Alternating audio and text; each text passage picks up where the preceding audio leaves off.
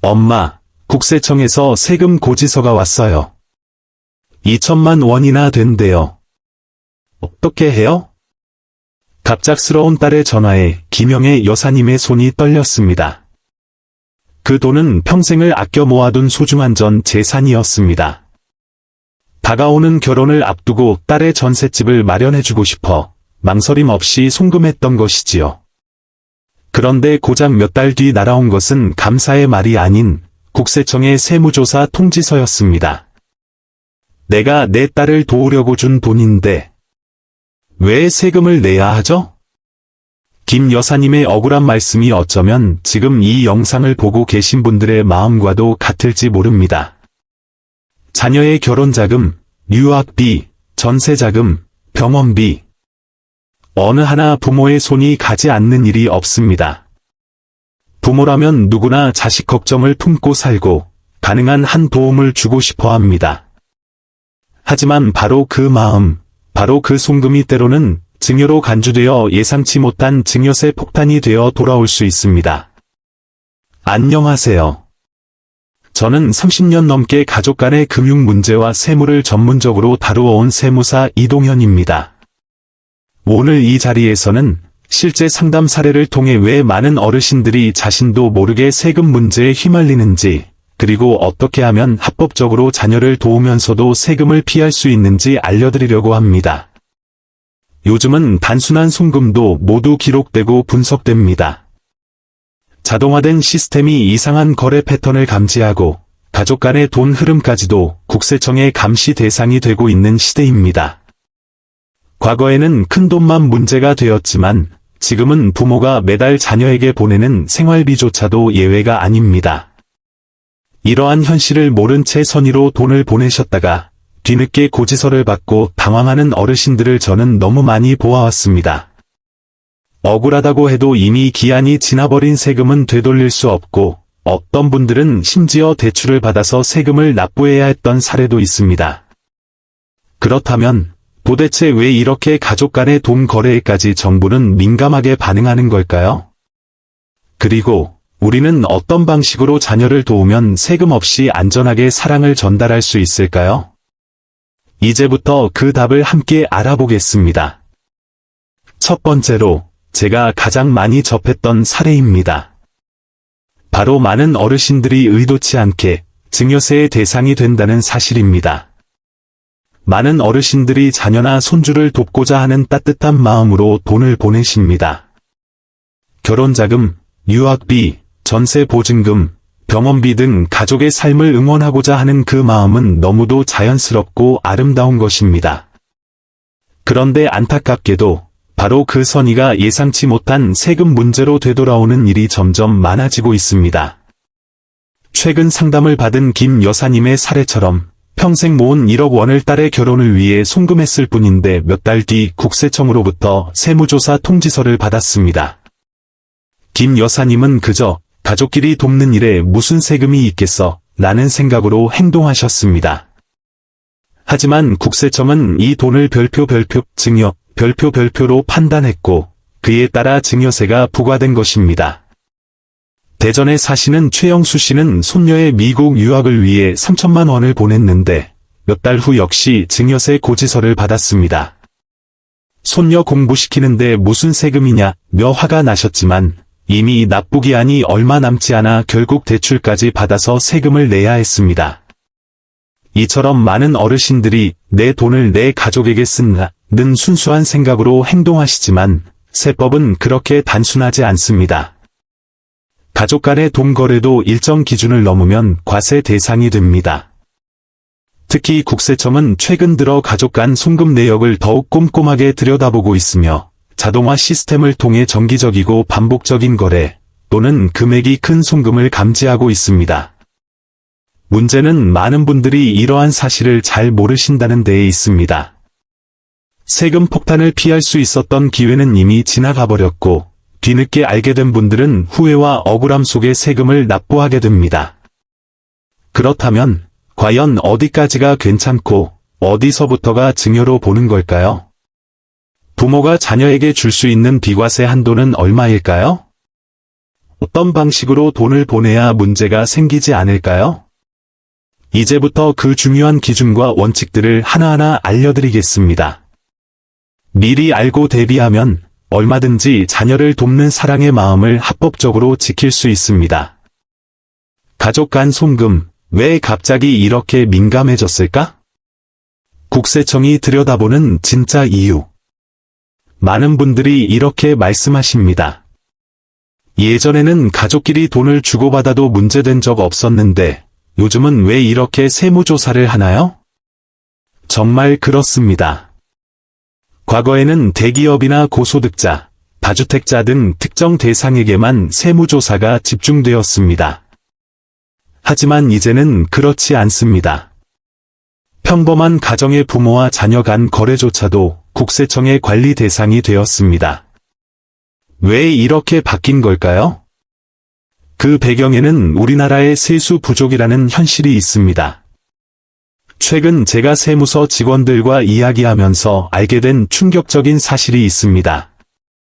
2024년 기준으로 국가 세입이 예상보다 85조 원이나 부족하다고 합니다. 이로 인해 정부는 다양한 방식을 통해 세금을 더 많이 거두어들이고자 노력하고 있습니다. 그 가운데 하나가 바로 가족 간 금전 거래에 대한 강화된 모니터링입니다. 특히 2025년 5월부터는 놀라운 제도가 시행됩니다. 바로 세무 공무원이 세금을 찾아내면 그 금액의 10%를 포상금으로 받는 제도입니다. 다시 말해, 누군가의 계좌에서 증여세를 찾아내면 그 금액 중 10%가 해당 공무원의 보너스가 되는 것입니다. 이 제도 때문에 앞으로는 세무 공무원들이 더 적극적으로 거래 내역을 살펴보게 될 가능성이 높습니다. 특히 컴퓨터 시스템이 모든 은행 거래를 자동으로 분석하면서 우리가 인식하지 못한 거래 패턴도 감지할 수 있게 되었습니다. 예를 들어, 매달 일정 금액을 보내는 것, 몇 달 사이 큰 금액이 입금되는 것, 부모 통장에서 자녀 통장으로 반복적인 송금이 이루어지는 것 등은 모두 증여로 의심될 수 있는 패턴입니다. 이제는 가족이니까 괜찮겠지 라는 생각은 매우 위험합니다. 국세청은 더 이상 누가 누구에게 줬는가 보다는 어떤 방식으로 돈이 오갔는가를 중심으로 조사를 진행합니다. 개별 송금이 아닌 전체 흐름과 구조를 보기 시작한 것이죠. 그렇다면 앞으로는 어떻게 해야 할까요? 무조건 불안해할 필요는 없습니다. 정확한 기준을 알고 법적 한도를 이해하고 그에 맞게 준비만 잘하면 아무 문제도 없습니다. 다음 장에서는 국세청이 특히 주목하는 4가지 위험한 송금 패턴을 하나씩 알려드리겠습니다. 이제부터는 구체적인 사례를 통해 무엇을 피해야 하고 어떻게 행동해야 하는지 자세히 알아보겠습니다. 국세청이 특히 주목하는 4가지 위험한 송금 패턴. 이제부터는 실제로 국세청이 어떤 경우를 위험하다고 판단하는지 구체적으로 알려드리겠습니다. 제가 30년 동안 상담해 오면서 가장 자주 봤던 세금 문제의 원인 4가지 꼭 기억해 주세요. 첫째, 일정한 주기로 같은 금액을 송금하는 경우입니다. 예를 들어 매달 20일에 100만 원씩 보내요. 같은 패턴은 컴퓨터가 가장 먼저 감지합니다. 대구에 사시는 최영식 씨, 71세는 취업 준비 중인 손자에게 매달 170만 원씩 2년간 송금했습니다. 총 4천만 원이 누적되었고 결국 800만 원의 증여세를 납부해야 했습니다. 규칙적인 패턴은 생활비처럼 보일 수 있지만 일정 금액이 지속적으로 반복될 경우 국세청은 이를 증여로 의심합니다. 둘째, 송금 직후 자산을 구입하는 경우입니다. 창원의 박미영 씨는 딸에게 2,500만 원을 송금했는데 딸은 곧바로 자동차를 구입했습니다. 2달 후 국세청은 차량 구매 자금 출처 확인을 위해 박 씨의 딸을 조사했고 결국 이 돈은 차량 구입을 위한 증여금으로 판단되어 세금이 부과되었습니다. 이처럼 송금한 직후 자녀 명의로 부동산, 자동차 등 자산성 물건을 구입하는 경우는 매우 위험합니다. 셋째, 자녀의 소득에 비해 지출이 많은 경우입니다. 작년에 제가 상담한 사례 중 한 분은 아들이 연봉이 2,600만 원임에도 불구하고 4천만 원짜리 결혼식을 치른 경우였습니다. 국세청은 이 금액은 분명 외부에서 지원받은 것이라며 부모의 계좌까지 조사했고 결국 증여로 판단되어 세금이 부과되었습니다. 요즘은 자녀의 소비와 소득 간 불균형도 세무조사의 단서가 됩니다. 넷째, 미성년자 계좌로 송금하는 경우입니다. 손주가 대학 갈 때 쓰라고 초등학생 통장에 매달 저축을 하시는 어르신들이 많습니다. 하지만 요즘은 미성년자 계좌도 철저히 추적됩니다. ATM 사용 기록, 송금자의 이름 등을 통해 실제 누가 입금했는지 금방 확인됩니다. 예전에는 이건 그냥 용돈이야 라고 넘길 수 있었지만 지금은 아닙니다. 모든 돈의 흐름이 추적 가능하다는 걸 잊지 마셔야 합니다. 이 네 가지 사례는 단순한 이야기가 아닙니다. 지금 이 순간에도 수많은 분들이 같은 방식으로 자녀를 돕고 있고 그 결과 뜻밖의 세금 고지서를 받고 있습니다. 그렇다면 이런 위험한 상황을 피하면서도 가족을 돕는 방법은 없을까요? 있습니다. 다음 장에서는 세금 없이 자녀에게 1억 원까지 주는 법을 구체적으로 알려드리겠습니다. 자녀에게 1억 원까지 세금 없이 줄 수 있는 비법 핵심은 기준과 계획입니다. 이제 가장 궁금한 부분입니다.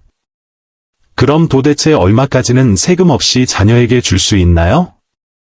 답은 명확합니다.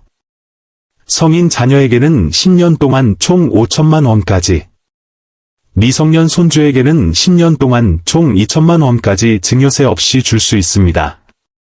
이 기준은 10년간 누적 금액이라는 점이 매우 중요합니다.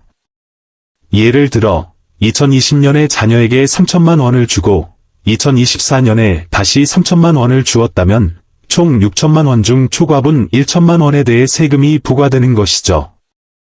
그럼 10년 전에 준 건 이제 괜찮은 거네요? 네, 맞습니다. 10년이 지나면 다시 새로운 면세 한도가 적용됩니다. 하지만 주의할 점도 있습니다. 한 번에 큰 금액을 주면 위험합니다. 부산의 정미형 씨는 딸의 결혼을 위해 1억 5천만 원을 한 번에 송금했다가 무려 3,240만 원의 증여세를 내야 했습니다. 그렇기 때문에 가능하면 10년 한도 내에서 금액을 나누어 주는 것이 가장 안전합니다. 예, 올해 5천만 원, 다음 해에 또 5천만 원. 그리고 그 이상 필요한 금액은 빌려주는 방식으로 전달하는 것이 좋습니다. 차용증을 작성해 증여가 아닌 금전 대여로 명확히 해두는 것이죠. 많은 분들이 말합니다. 아니, 자식한테 빌려준다고 하면 나중에 꼭 돌려받아야 하나요? 그렇지 않습니다. 차용증만 제대로 작성하면 나중에 실제로 돌려받지 않아도 법적 문제는 없습니다. 중요한 건 문서로 빌려준 것이라는 사실을 남기는 것입니다. 게다가 이자 없이 빌려줄 수 있는 한도도 법적으로 정해져 있습니다. 부모 각각이 2억 1,700만 원까지 이자 없이 빌려줄 수 있고 부부라면 합쳐서 4억 3,400만 원까지도 무이자 대여 가능합니다. 이처럼 기준을 잘 알고 활용한다면 사랑하는 가족에게 큰 도움을 주면서도 세금 걱정 없이 마음을 전할 수 있습니다. 다음 장에서는 실제로 차용증을 어떻게 작성해야 하는지 꼭 들어가야 할 문구와 형식을 자세히 안내드리겠습니다. 차용증만 잘 써도 세금 안 낼 수 있습니다. 안전한 증여 대안. 앞서 말씀드린 것처럼 10년간 비과세 한도를 초과하는 금액은 증여 대신 차용 형식으로 처리하는 것이 매우 중요합니다. 그러기 위해서는 반드시 별표 차용증, 별표를 작성하셔야 합니다. 차용증이요? 그게 뭔가요? 간단히 말해 돈을 빌려줬다는 사실을 문서로 남기는 서류입니다. 이 서류 하나만 잘 작성해도 국세청은 그것을 증여가 아닌 대여로 인정해줍니다. 그럼 차용증은 어떻게 써야 할까요? 하얀색 체크표 차용증 작성 시 꼭 들어가야 할 5가지 항목. 금액 표기, 숫자와 한글로 함께 적습니다. 예. 금 1억 원정, 억 원. 용도 명시. 어떤 목적에 대여인지 정확히 씁니다. 예. 자녀의 전세자금 지원, 결혼자금, 사업자금 등. 상환 계획. 구체적인 상환 일정과 금액을 작성합니다. 예. 2026년 1월부터 매달 50만 원씩 상환. 서명 및 날짜. 부모님과 자녀가 함께 있는 자리에서 직접 서명하고 날짜를 명확히 기재합니다. 도장보다는 자필 서명이 더 신뢰를 얻습니다. 이자 유무. 법적으로는 연 4.6% 이자 이상을 적어야 하지만 2억 1,700만 원 이하의 금액은 이자 없이 빌려줘도 문제없습니다. 부부라면 어떻게 할까요? 아버지와 어머니 각각 2억 1,700만 원씩 무이자 대여 가능하기 때문에 총 4억 3,400만 원까지 세금 없이 빌려주는 것도 가능합니다. 대전에 사는 강정희 씨, 67세는 창업을 준비 중인 아들에게 1억 원을 대여하면서 위 내용을 모두 포함한 차용증을 작성하였습니다. 그 결과 세무조사에서도 문제가 없었고 세금도 한 푼 내지 않았습니다. 또한 실제로 원금 일부라도 상환이 이루어지면 더욱 안전합니다. 월 10만 원, 20만 원 정도라도 꾸준히 송금하며 원금 일부 상환이라고 메모만 남겨도 국세청은 이를 대여로 인정해줍니다. 만약 상황이 어려워져 상환이 불가능해졌다면? 그럴 땐 별표 상환 계획 변경 약정서 별표를 새로 작성하시면 됩니다. 사업 부진으로 인해 향후 1년간은 월 10만 원만 상환하고 이후 회복 시 원래 계획대로 갚겠습니다. 와 같이 말이죠. 정리하자면 큰 금액을 주실 때는 반드시 차용증을 남기세요. 이 한 장의 문서가 여러분의 가족을 세금으로부터 보호해줍니다. 다음 장에서는 그 외에도 반드시 모아두어야 할 증거 자료들에 대해 알려드리겠습니다. 증거 자료만 잘 모아두면 세무조사도 걱정 없습니다. 지금까지 송금 메모, 금액 나누기, 차용증 작성 등 여러 가지 방법을 알아보았습니다. 그런데 아무리 철저히 준비했다 해도 결정적인 순간에 증거가 없으면 소용이 없습니다. 국세청은 모든 것을 사실관계와 자료로 판단합니다. 따라서 송금한 목적이 생활비든 병원비든 교육비든 그것을 증명할 수 있는 자료를 반드시 모아두셔야 합니다. 하얀색 체크표 꼭 보관해야 할 주요 증거 자료 5가지. 차용증 원본. 대여금의 증거로서 핵심 문서입니다. 서명과 날짜가 명확히 들어가야 하며 복사본도 함께 보관하세요. 송금 내역서. 은행 거래 명세표나 통장 사본 등 실제로 돈이 입금된 기록이 필요합니다. 상환 내역. 자녀가 실제로 원금이나 이자를 상환한 내역을 보관하세요. 매월 원금 일부 상환이라는 이체 메모도 중요한 자료입니다. 영수증 또는 계약서. 병원비, 대학 등록금, 월세 등 직접 지불한 경우는 영수증이나 임대차 계약서를 꼭 챙기세요. 카카오톡 대화, 문자 메시지. 등록금 800만 원 빌려줄게. 2년 뒤부터 갚아 처럼 돈의 용도를 설명한 메시지는 중요한 보조 증거가 됩니다.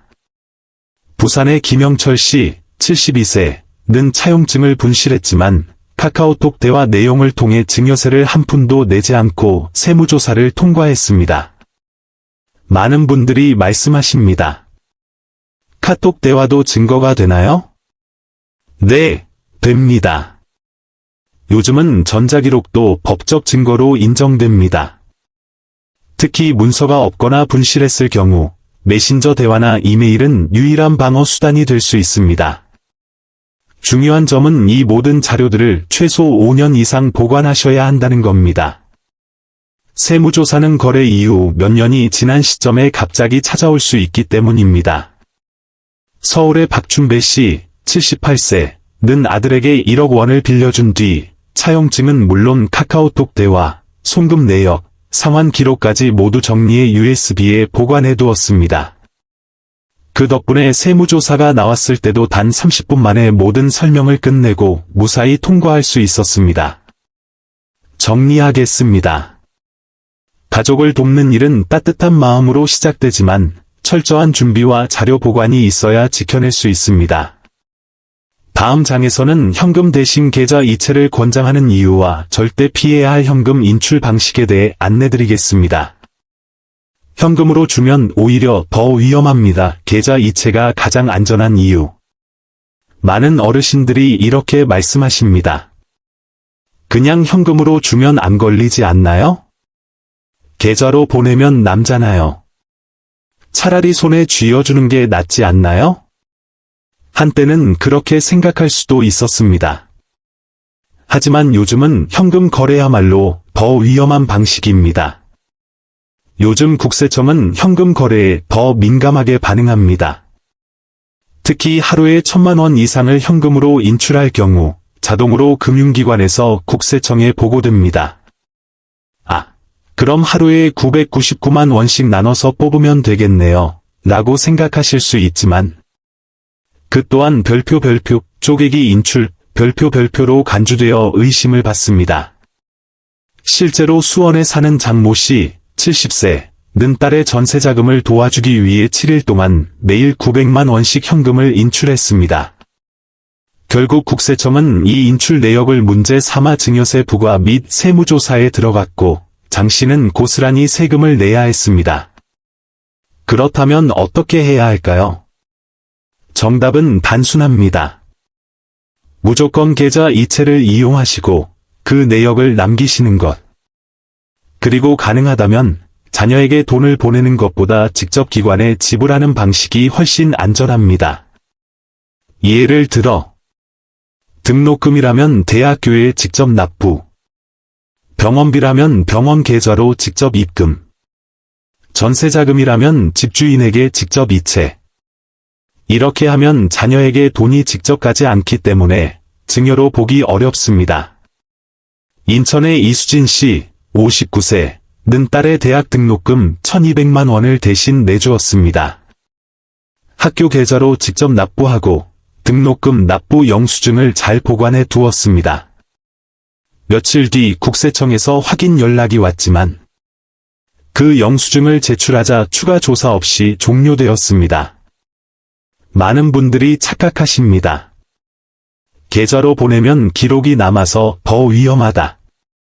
하지만 실제로는 계좌 이체야말로 가장 투명하고 안전한 방법입니다.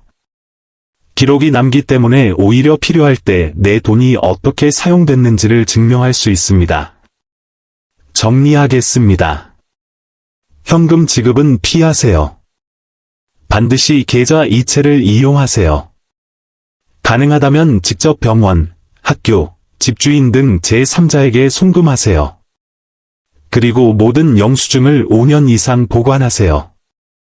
다음 장에서는 실수 없이 가족을 돕기 위한 전체 요약 정리와 실천 체크리스트를 알려드리겠습니다.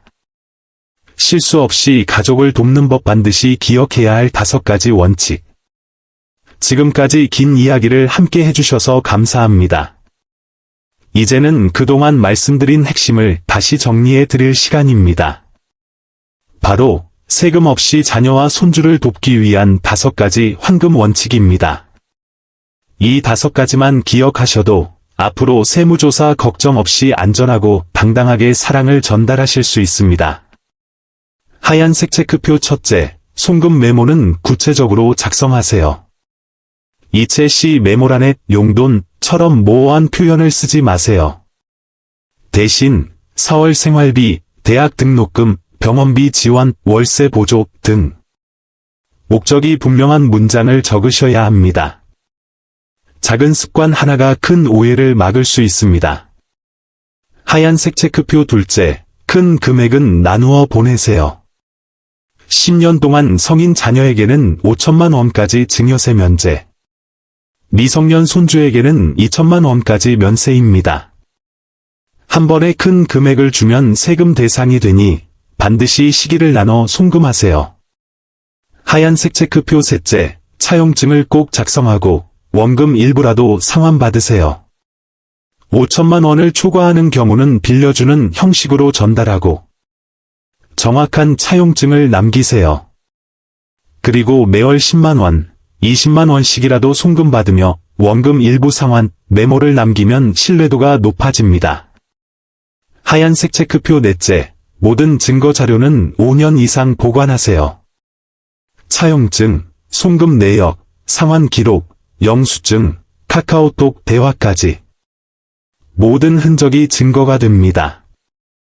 특히 세무조사는 몇 년 뒤 갑자기 찾아올 수 있기 때문에 자료는 반드시 안전한 장소에 장기 보관해 두셔야 합니다. 하얀색 체크표 다섯째, 현금보다 계좌 이체를 자녀 대신 기관에 직접 납부하세요. 현금 지급은 기록이 남지 않아 오히려 의심을 받을 수 있습니다. 계좌 이체를 기본으로 하고 등록금이나 병원비처럼 명확한 지출은 자녀가 아닌 제3자인 기관에 직접 송금하세요. 그리고 꼭 영수증을 챙기세요. 이 5가지는 가족을 지키는 작은 실천이자 큰 준비입니다. 요즘 세금 제도가 바뀌면서 이제는 단순히 가족이니까 괜찮겠지 라는 생각만으로는 부족합니다. 여러분의 따뜻한 마음이 오해 없이 전달되려면 정확한 지식과 준비가 필요합니다. 이제 마지막으로 세무조사가 실제로 나왔을 때 어떻게 대응하면 되는지 그 대응법을 알려드리겠습니다. 세무조사 통지서를 받았을 때 당황하지 말고 이렇게 대응하세요. 아무리 철저히 준비해도 때로는 예상치 못한 순간에 국세청의 세무조사 통지서를 받게 되는 경우가 있습니다. 그럴 때 많은 어르신들이 크게 놀라시고 당황하거나 두려움을 느끼시죠. 하지만 걱정 마세요. 차분하게 정확한 절차대로 대응하면 충분히 해결할 수 있습니다. 지금부터 그 방법을 하나씩 알려드릴게요.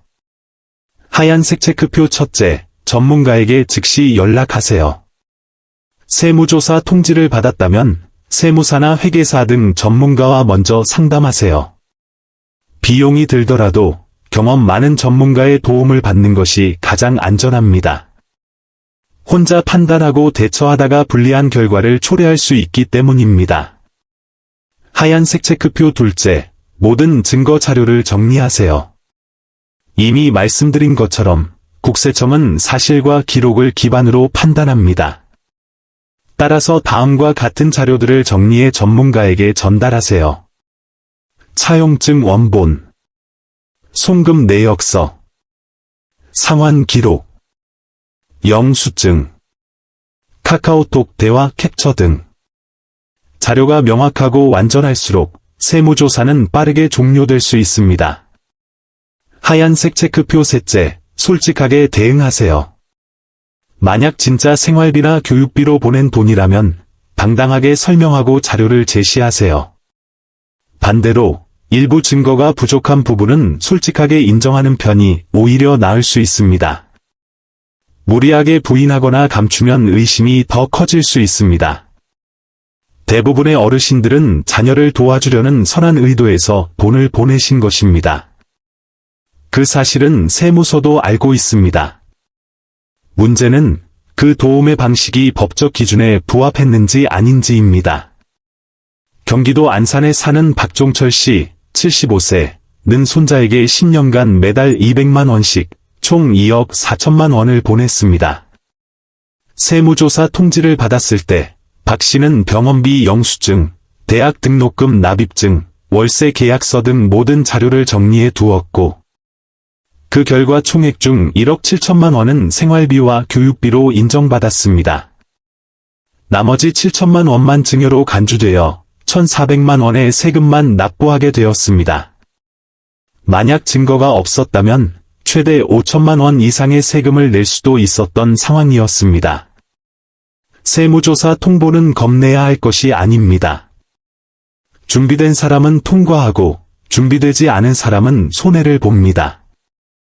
다음 장에서는 배우자 간 증여와 상속을 현명하게 설계하는 방법에 대해 알려드리겠습니다. 부부간 증여는 훨씬 유리합니다. 상속까지 고려한 현명한 설계법. 지금까지는 주로 부모와 자녀, 조부모와 손주 간의 증여와 절세 방법에 대해 말씀드렸습니다. 그런데 많은 분들이 간과하는 부분이 하나 있습니다. 바로 배우자 간 증여입니다. 하얀색 체크표 배우자에게는 10년간 6억 원까지 세금 없이 증여 가능. 놀랍게도 배우자에게는 무려 6억 원까지 증여세 없이 줄 수 있습니다. 이는 자녀 5천만 원, 나 손주 2천만 원에 비해 12배에서 30배 이상 높은 한도입니다. 이런 혜택을 잘 모르고 계신 분들이 의외로 많습니다. 또한 같이 사는 배우자에게 생활비를 주는 것은 금액에 상관없이 증여세가 면제됩니다. 즉, 생활비로 준다는 전제하에 쓰임이 명확하다면 얼마든지 자금을 이전할 수 있다는 것입니다. 하얀색 체크표 상속 문제까지 고려한 증여 전략이 필요합니다. 배우자에게 재산을 미리 이전해 두면 상속 시 훨씬 간단하게 처리할 수 있습니다. 예를 들어 남편이 먼저 세상을 떠났을 때 아내 명의로 된 재산은 바로 아내의 소유가 되며 복잡한 상속 절차나 상속세 부담이 크게 줄어듭니다. 서울에 사는 박춘배 씨, 78세는 본인 명의의 아파트를 팔아 5억 원을 아내 통장으로 이체했습니다.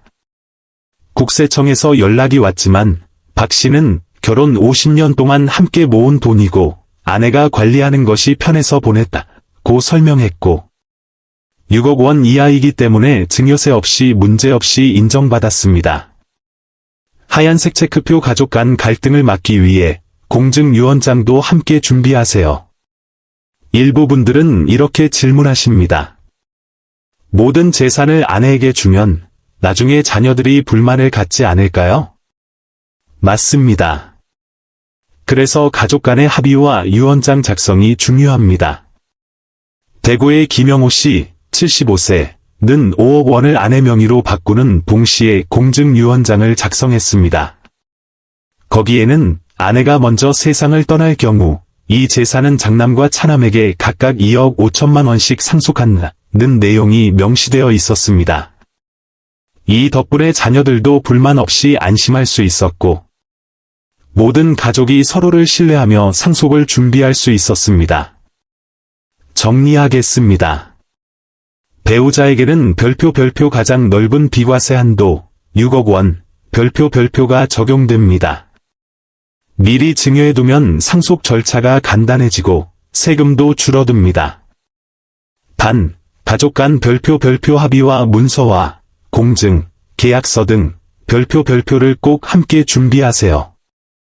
이제 여러분은 가족의 미래까지 생각하는 지혜로운 증여 설계자가 되셨습니다. 이 강의가 유익하셨다면 아래 좋아요 버튼과 함께 응원의 댓글 남겨주시고 주변 어르신들에게도 꼭 공유해주세요. 감사합니다. 지금까지 긴 이야기 끝까지 함께해 주셔서 진심으로 감사드립니다. 이 영상이 여러분의 가족과 재산을 지키는 데 작은 도움이 되었기를 바랍니다. 자녀를 도우려는 따뜻한 마음, 손주를 챙기려는 그 진심이 세금 폭탄으로 되돌아오지 않도록 이제는 마음뿐 아니라 방법도 지혜로워야 할 시대입니다. 세금은 피할 수 없지만 준비하면 줄일 수 있습니다. 법이 허용하는 범위 안에서 가족을 도울 수 있는 방법은 분명히 존재하고 여러분이 지금 배우신 이 10가지 원칙만 지켜도 충분히 안전합니다. 아무리 바쁜 세상이라 해도 가족을 생각하는 마음만큼은 그 무엇과도 바꿀 수 없지요. 이 영상이 조금이라도 도움이 되셨다면 지금 아래 좋아요 버튼을 꾹 눌러주시고 세금 정보 잘 배웠습니다 라고 댓글도 남겨주세요.